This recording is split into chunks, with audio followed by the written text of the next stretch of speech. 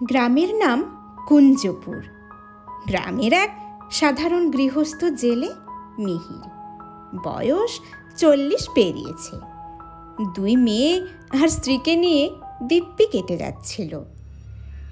গ্রামের প্রান্তরে একটা পুরানো পুকুর আছে, ঘন গাছে ঢাকা। পাশে একটা ছোট্ট খেলার মাঠ। গ্রামের সবাই বলতো, ওই পুকুরে মাছ ধরিস না, বারণ আছে। কিন্তু কেউ কোনোদিন বলতো না কেন বারণ আছে। যাই হোক, মানুষ যতক্ষণ না নিজের চোখে দেখে ততক্ষণ তো কিছু বিশ্বাস করে না। সেদিন ছিল বর্ষার এক সন্ধ্যা। বৃষ্টি হচ্ছিল টিপ টিপ করে। আকাশে মেঘের গর্জন। সেদিন মিহিরের মনটা খুব খারাপ ছিল। শিকারে সে একটাও মাছ ধরতে পারেনি। হঠাৎ মাথায় এলো, সেই পুকুরে গেলে কেমন হয়, যেই পুকুরে কেউ কোনোদিন মাছ ধরতে যায়নি। যেমনি ভাবা অমনি কাজ। চুপচাপ কাউকে কিছু না বলে জাল নিয়ে সে বেরিয়ে পড়ল ওই পুরানো পুকুরের ধারে।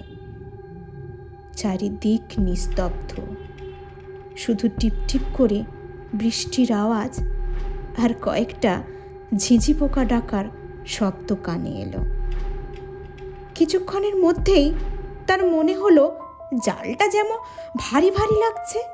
একটা হ্যাঁচকা টান দিতেই 2 বিশাল শোল মাছ উঠে এলো। খুশিতে মিহিরের মন ভরে গেল। মাছ দুটোকে নিয়ে সোজা বাড়ি ফিরে গেল। স্ত্রীকে সেই রাতে আর সে কিছু জানালো না, শুধু মাছ দুটোকে বালতিতে তুলে রাখলো। রাত বাড়তে থাকে। হঠাৎ মাঝরাতে প্রবল ঝড় বৃষ্টি শুরু হলো। 1টার দিকে মিহিরের ঘুম ভেঙে যায়। বাড়ির টিনের ছাদে টুপটাপ করে শিলাবৃষ্টির শব্দ। বজ্রপাতের আলোয় মাঝে মধ্যে সব কিছু চমকে উঠছিল। মিহির উঠেই বাড়ির দালানে গেল। ঝড় বৃষ্টির মাঝে হঠাৎ কান পাততে শুনতে পেল কারা যেন কাঁদছে, খুব মৃদু স্বরে। সে বুঝল একটা বাচ্চার কণ্ঠস্বর, নিঃশব্দে কাঁদছে। মিহির ভাবল বোধহয় কোনো ঘরের ছেলে এই ঝড় বৃষ্টিতে পথ হারিয়ে ফেলেছে। এসব ভাবতে ভাবতে হঠাৎ বিদ্যুতের ঝলকানিতে বাম দিকে তাকাতেই মিহির দেখে দালানের কোণে বসে 2 ছোট্ট ছেলে। বয়স হয় আনুমানিক 9-10 বছর হবে। পোশাক ভেজা, গায়ে কাদা, মুখ যেন ফ্যাকাশে, চোখ দুটো যেন একদম স্থির, দৃষ্টিহীন। তারা কাঁদছিল চুপচাপ একইভাবে। মিহিরের শরীরটা যেন ভারী হয়ে আসতে লাগলো। মুখে সে চেষ্টা করেও কোনো আওয়াজ করতে পারল না। কি করবে কিছু ভেবে না পেয়ে ভয়ে সে দৌড়ে ঘরের মধ্যে ঢুকে দরজা বন্ধ করে দিল। সারা রাত তারপর আর তার ঘুম আসেনি। শুধু মাথায় ঘুরছিল ওরা কারা। সকাল হতেই দালানের কোণের বালতিতে মাছ দুটো দেখতে না পেয়ে সে ছুটে গেল গ্রামের সবচেয়ে বয়স্ক মানুষ হরিচরণ জেঠুর কাছে। সকালের এদিক সেদিকের গল্প করতে করতে সে জেঠুকে হঠাৎ জিজ্ঞাসা করল, গ্রামের প্রান্তরের ওই পুকুরের মাছ ধরা বারণ কেন? হরিচরণ জেঠু প্রশ্নটা এড়িয়ে যাওয়ার চেষ্টা করলেন।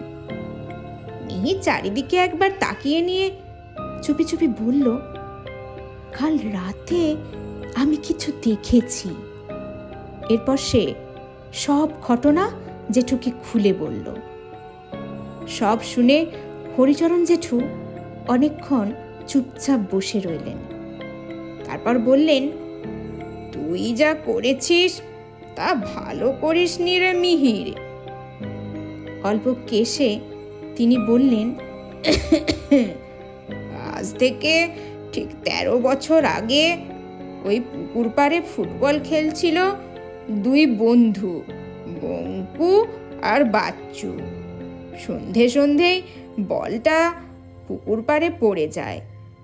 ওরা দুজনেই নেমেছিল বল তুলতে, কিন্তু সেই যে গেল, তারপর আর তারা ফিরে এলো না। গভীর জলে ডুবে যায় দুজনে একসঙ্গে।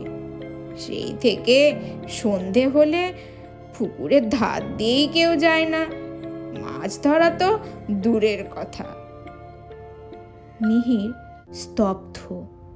তার চোখের সামনে সেই মুখ দুটো স্পষ্ট, জলে ভেজা, নীলচে ফ্যাকাশে। নিঃশব্দে তারা কাঁদছে।